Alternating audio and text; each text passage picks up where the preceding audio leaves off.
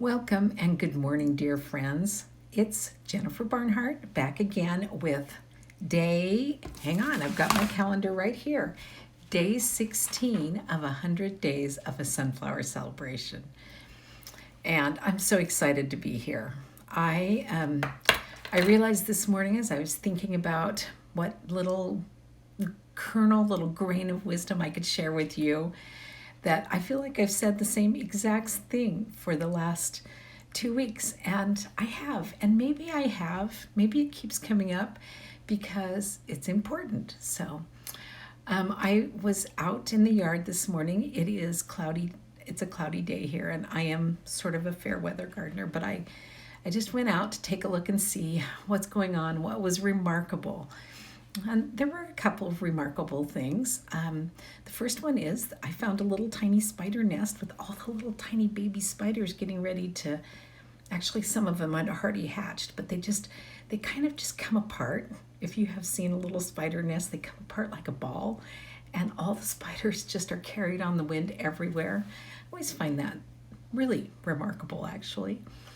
And the other remarkable thing is that so many of the sunflowers are growing and starting to stand tall. They've been outside for about 2 weeks, and they have really taken off, standing tall and just growing every day.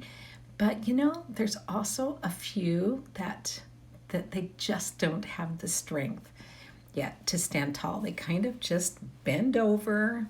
Some of them are just kind of laying down on the ground.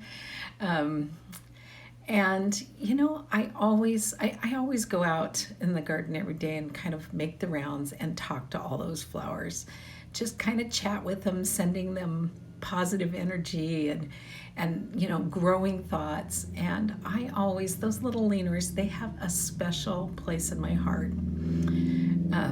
They need so much encouragement. And sometimes I feel, there are days when I am absolutely a little leaner. And so, I talk to those flowers the same way that I talk to myself. It's the voice in my head when I'm like, come on, you can do it. Just stand up. I know you can't hear. Let me give you a little extra stick to lean on just a little bit so you can grow tall and straight.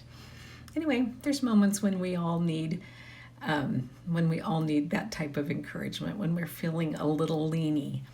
So those are the two things that were, to me, remarkable as I went outside and walked around.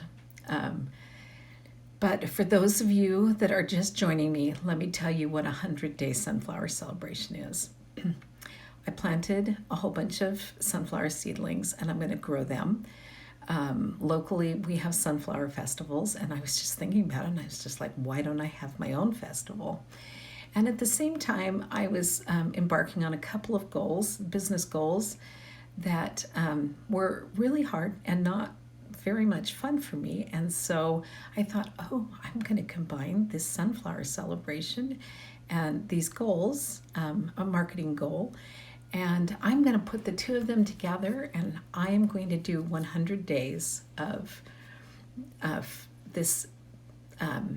The sunflowers are encouraging me, who is leaning a little bit with my other goals, to be strong and stand up tall and keep on going.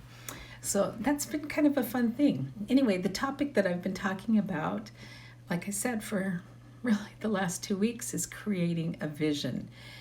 And I think I've been looking for ways to explain it so that it's easy to understand, so that you can try it, because it really is so important. Every day I am reminded that it's not easy creating the vision, but it's hugely important. So let me tell you, this morning as I was doing my little morning routine, I have a routine where I journal and pray and do some meditation and read my scriptures. And one of the things that came up while I was journaling today is that our family is having a family reunion in a few weeks. And at that family reunion, we're going to have a special party for my husband, who is going to be retiring soon. All of our girls will be together. And so we wanted to celebrate that milestone in his life. And so several of the girls have had my girls have had questions about what we're going to be doing, how we're going to celebrate, that kind of thing. And so I was just sitting there writing things down, and what I wrote, what I realized was that celebration, when you get all your families together and there's a lot of kids and a lot of personalities and everything, and you're not always sure that everybody's going to be that happy family that you envisioned when you first started thinking about the party, because there's so many different people and so many different personalities and so many different wants. Anyway, I was thinking through that, and I was just asking myself, as the grandmother of all these beautiful grandchildren that are going to be all together, how do I want to show up at that party? What do I want to be busy doing?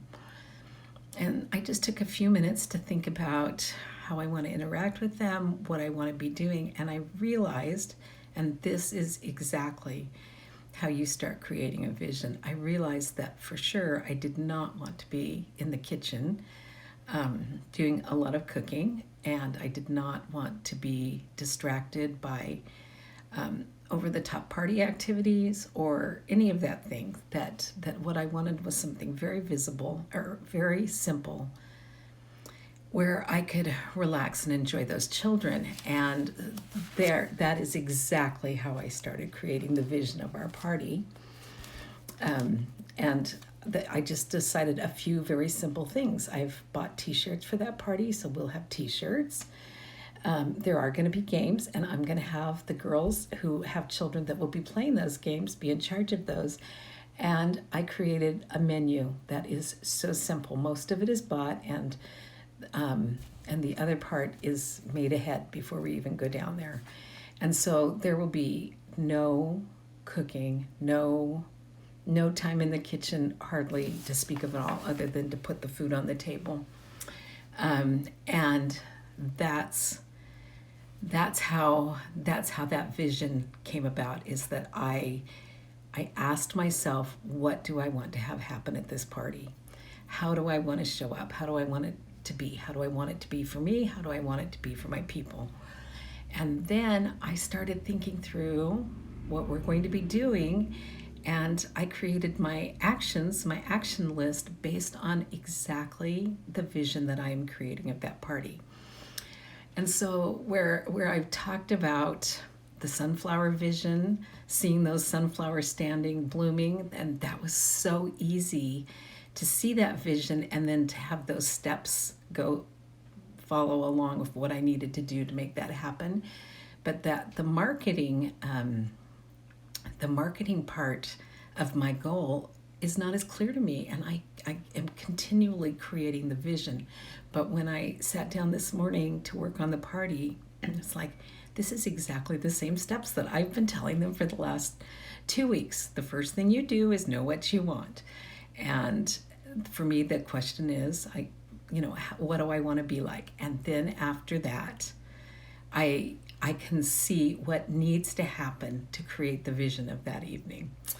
Anyway, I just wanted to let you know that it's work that I do myself. In my quiet time, I use the exact same principles that I talked to you about, and so it was a surprise, a happy surprise today, when it's like, it came up again. I'm just creating a vision. You can create your own vision too, whatever you want. If you've got a family gathering this summer, and if you have questions about how it's going to work, decide in advance how you want to show up, who you want to be at that party, who you're going to be there for, and how that's going to happen, and then design a plan to get there step by step. And the reason, again, when I talk about something remarkable, the reason this is remarkable for us is because it is my modus operandi to plan extravagant parties where I'm in the kitchen for multiple days. And it is such a blessing to realize in advance that isn't how this story has to go. I can be available, I can play with the kids all day, and go and have a party on the table in less than an hour. Anyway, I hope that's helpful for you. And that's it for today. It's been a good week, a good second week. I'm going strong still, and I'm so glad you're here with me. Okay, I love you all, and I will talk to you all later. Goodbye.